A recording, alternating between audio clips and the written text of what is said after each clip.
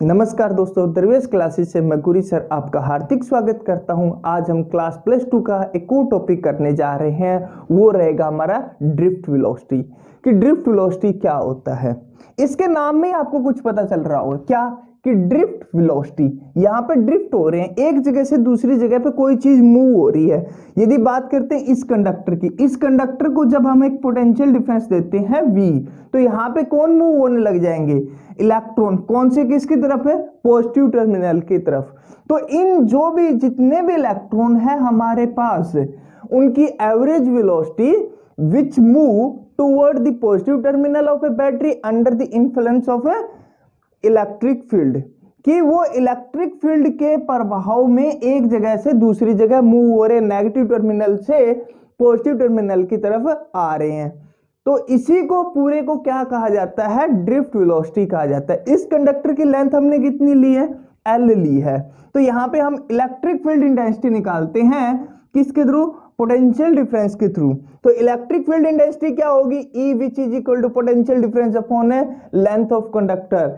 अब इसका पोटेंशियल देखो, कौन मूव हो रहा है, इलेक्ट्रॉन। इलेक्ट्रॉन क्या होते हैं, नेगेटिव होते हैं, तो पोटेंशियल डिफरेंस भी आपके यहाँ पे क्या आ जाएगा, माइनस में आ जाएगा। तो ये फर्स्ट इक्वेशन होगी। अब आपको क्या निकालना है, इसका फोर्स निकालना है, वो भी किसके अकॉर्डिंग, आपकी इलेक्ट्रिक फील्ड इंटेंसिटी के अकॉर्डिंग निकालना है। तो फोर्स निकालते हम, F which is equal to क्या होगा, माइनस का E इंटू में कैपिटल E, स्मॉल e है, ये किसको रिप्रेजेंट करेगा, यहाँ पे इलेक्ट्रॉन को, और इलेक्ट्रिक फील्ड इंटेंसिटी जो कैपिटल E है उसको रिप्रेजेंट करेगी। तो हमारे पास देखो इलेक्ट्रिक फील्ड इंटेंसिटी क्या होती है, फोर्स अपॉन चार्ज होता है। कोई भी टेस्ट चार्ज लेते हैं तो उसके थ्रू आती है। तो हमने यहाँ पे देखो इलेक्ट्रॉन को मूव करवा रहे हैं, इलेक्ट्रॉन की वैल्यू कितनी होती है, माइनस की E ली जाती है। तो हमारे पास फोर्स की ये वाली इक्वेशन है आ जाएगी। According to Newton second law, according to Newton second law of motion,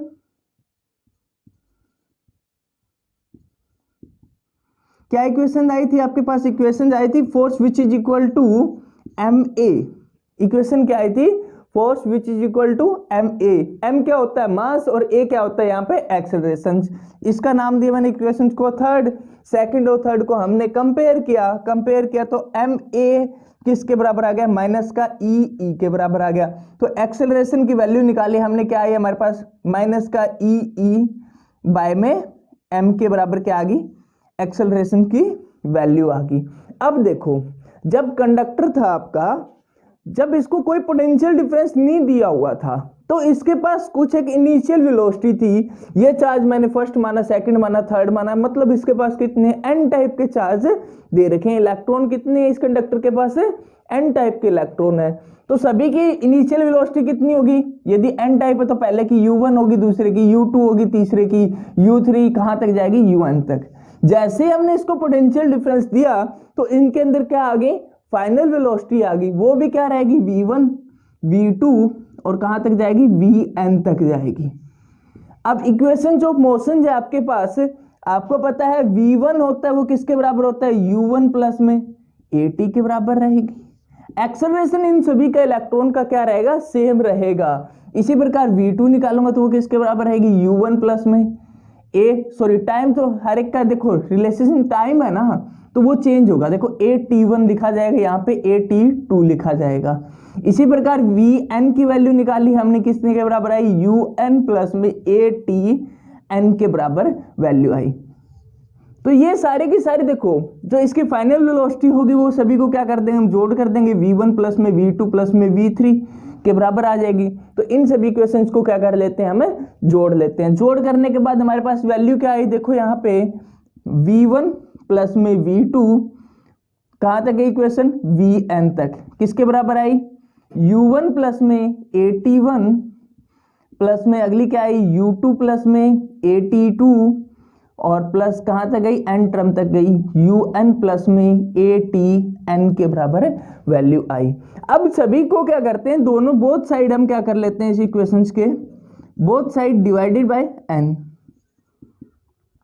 dividing by n। हम n से क्या कर दिया, इसको डिवाइड कर दिया, तो हमारे पास वैल्यू क्या आ गई, यहाँ पे देखो v1 प्लस में v2 प्लस में कहां तक गई, vn तक, अपॉन कितना आ गया यहाँ पे n, which is equal to, देखो u1 वाली मैं एक तरफ लिख लेता हूं, और at1 at2 और ATN वाली इक्वेशंस को मैं एक तरफ लिख लेता हूं। तो देखो U1 प्लस में U2 कहाँ तक गई UN तक, अपॉन डिवाइड किससे कर देंगे हम, यहाँ पे भी n से डिवाइड कर देंगे इस वाली इक्वेशंस को, प्लस में a देखो सभी में कॉमन आ जाएगा, क्या वैल्यू आएगी T1 प्लस में T2 प्लस में Tn तक, अपॉन किसके आ जाएगी n के बराबर वैल्यू आ जाएगी।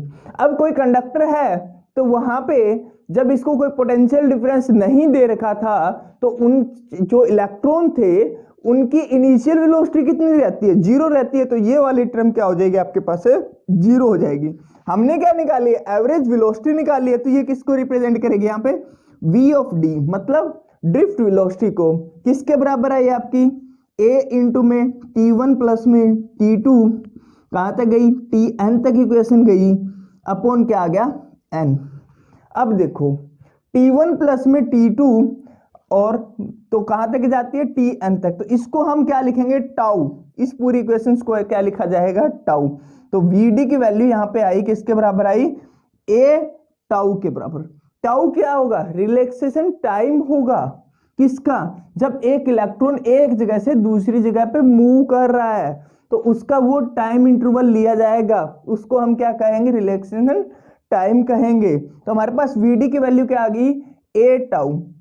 एक्सेलरेशन की वैल्यू हम ऊपर वाली इक्वेशन है आपके पास है, ये वाली इक्वेशन 4 है, उसकी वैल्यू यहां पे रखेंगे तो हमारे पास ड्रिफ्ट वेलोसिटी की वैल्यू आ जाएगी Vd which is equal to क्या आ जाएगा, माइनस का ई अपॉन m इंटू में टाउ के बराबर है, ये वाली वैल्यू रहेगी। अब हम इसकी रिलेशंस देखते हैं, ड्रिफ्ट वेलोसिटी की इलेक्ट्रिक करंट के साथ रिलेशंस क्या रहेगी। देखो इलेक्ट्रिक करंट आपको पता है क्या होता है, I which is equal to del q upon del t के बराबर रहता है। अब यहां पे देखो इस साइड में हमारे पास फोर्स कितना लग रहा है आपके पास, माइनस का E इंटू में E लग रहा है। तो जो फोर्स लग रहा है इलेक्ट्रॉन कौन सी साइड में, इस साइड में मूव हो रहे हैं, तो ये हमारा क्या लग रहा है, यहाँ पे फोर्स लग रहा है। इलेक्ट्रिक फील्ड इंटेंसिटी आपने निकाली थोड़ी देर पहले, क्या आई थी, which is equal to minus का V बाय में L।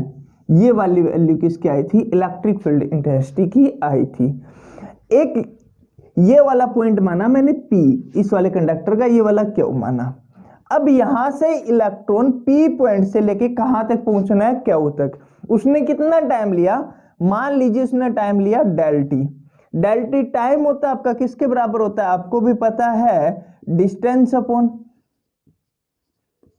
ड्रिफ्ट स्पीड के बराबर होगा, ड्रिफ्ट स्पीड के बराबर होगा।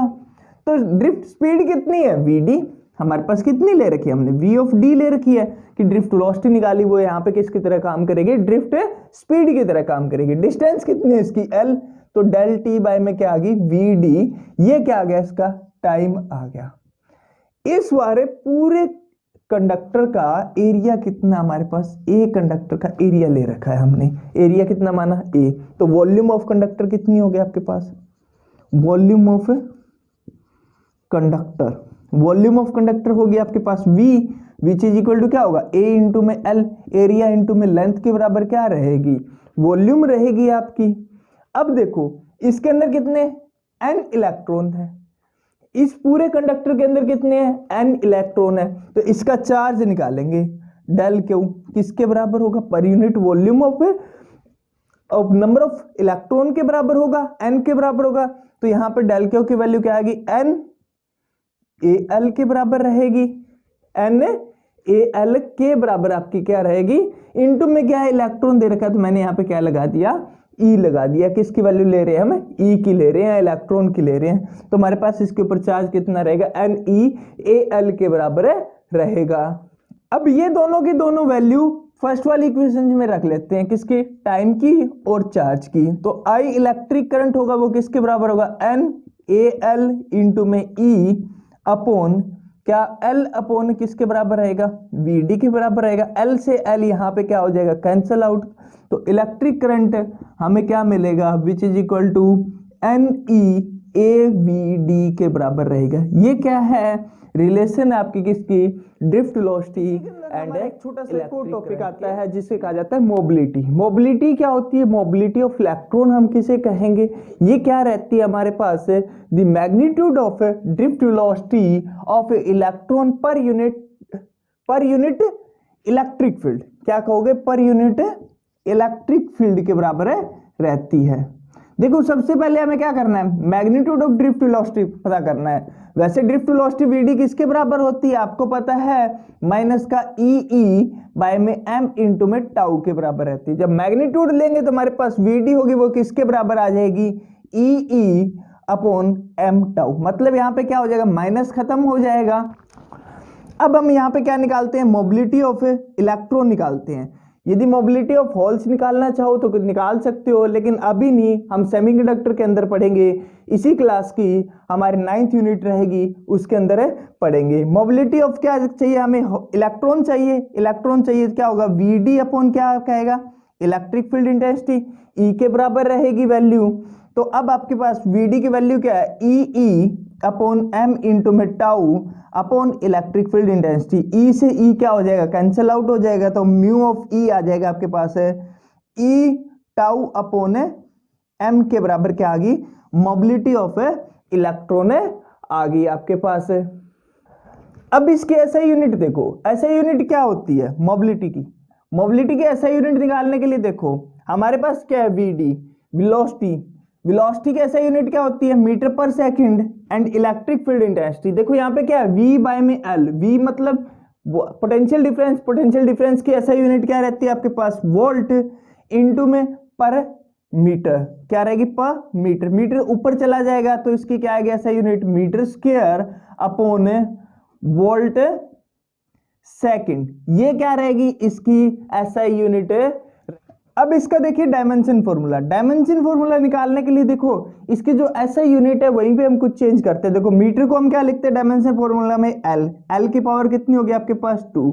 वोल्ट है, वोल्ट किसकी होती है, पोटेंशियल डिफरेंस किसके बराबर होता है, वर्क डन अपॉन चार्ज के बराबर होता है। वर्क डन का डायमेंशन फॉर्मूला रहता है mL²t-2 अपॉन चार्ज का रहता है AT इंटू में देखो मल्टीप्लाई किससे कर रखिए इसको, सेकंड से, तो मैंने इसको मल्टीप्लाई कर दिया किससे, टी से, क्योंकि सेकंड का डायमेंशन फॉर्मूला क्या होता है, टाइम का टी रहता है।